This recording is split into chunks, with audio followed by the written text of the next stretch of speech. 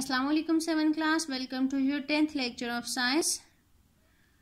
Today our topic is आज बच्चों हम सॉल्व करेंगे शॉर्ट क्वेश्चन नंबर 1, 2 and 4.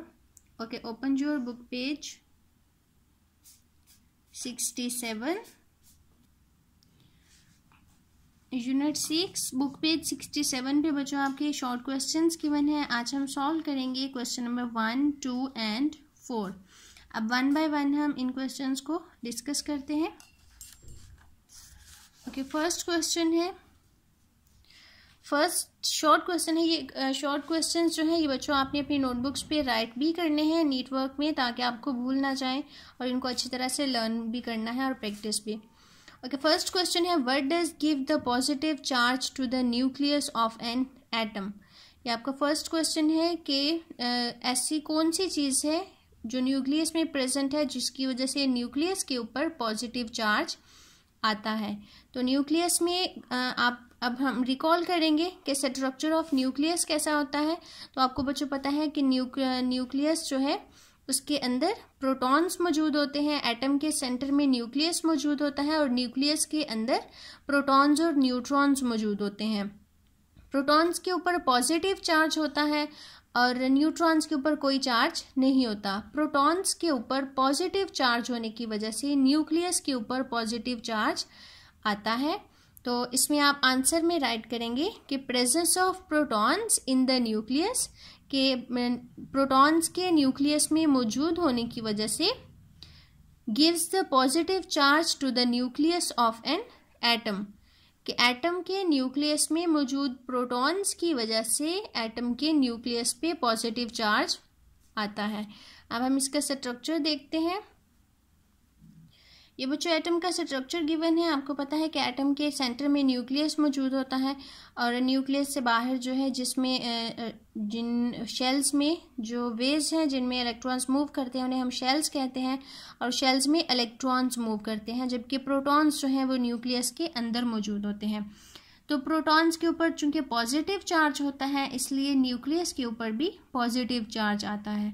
तो यही वजह है कि न्यूक्लियस के ऊपर पॉजिटिव चार्ज क्यों आता है, due to the presence of protons within the nucleus, के न्यूक्लियस में प्रोटॉन्स की मौजूदगी की वजह से न्यूक्लियस पे पॉजिटिव चार्ज आता है.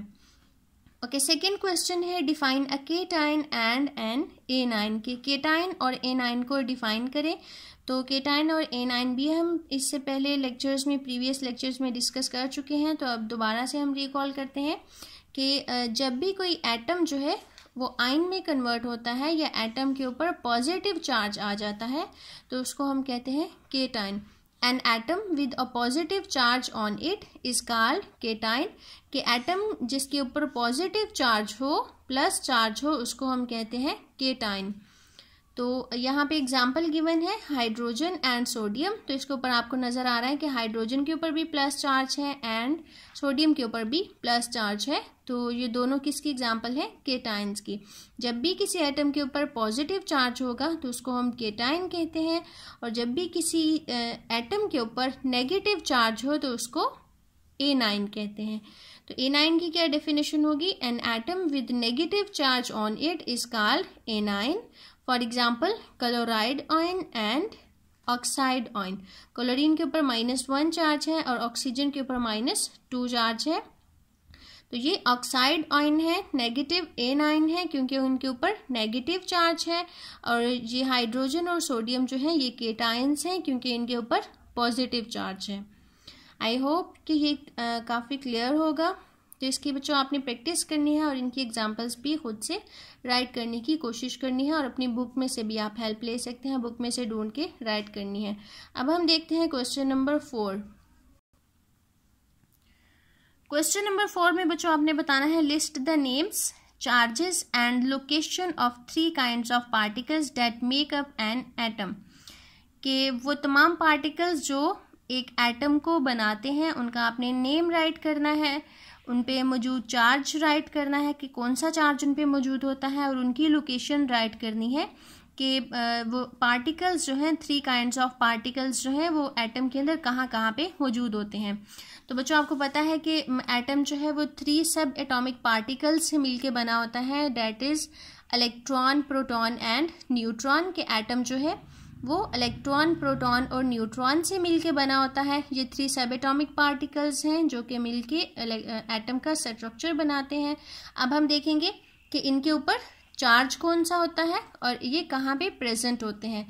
तो चार्ज जो है इलेक्ट्रॉन के ऊपर बच्चों आपको पता है कि नेगेटिव चार्ज होता है, ये भी हम डिस्कस कर चुके हैं। इलेक्ट्रॉन के ऊपर नेगेटिव चार्ज होता है, प्रोटॉन के ऊपर पॉजिटिव चार्ज होता है और न्यूट्रॉन के ऊपर कोई चार्ज नहीं होता। न्यूट्रॉन जो है वो न्यूट्रल होता है।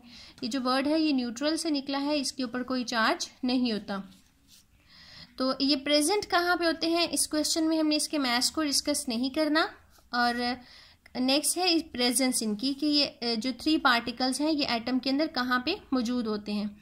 तो बच्चों इलेक्ट्रॉन्स जो है वो शेल्स में रिवॉल्व करते हैं, न्यूक्लियस के बाहर शेल्स मौजूद होते हैं, शेल्स में रिवॉल्व करते हैं। प्रोटॉन्स जो है वो न्यूक्लियस के अंदर प्रेजेंट होते हैं और न्यूट्रॉन्स भी न्यूक्लियस के अंदर प्रेजेंट होते हैं। ये एक स्ट्रक्चर गिवन है यहाँ पे एटम का।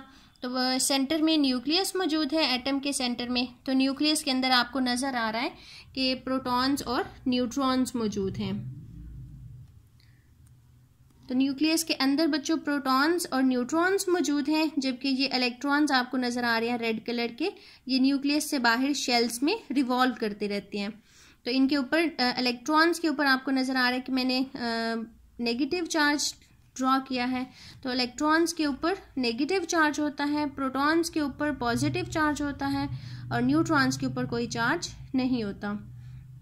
यह था हमारा आज का लेक्चर। इसको बच्चों आपने अच्छी तरह से प्रैक्टिस करना है, इन 3 क्वेश्चंस को, और लर्न करना है और राइट भी करना है। और इनको आपने नोटबुक पे नीट वर्क में अच्छी तरह से राइट करना है। थैंक यू, अल्लाह हाफिज़।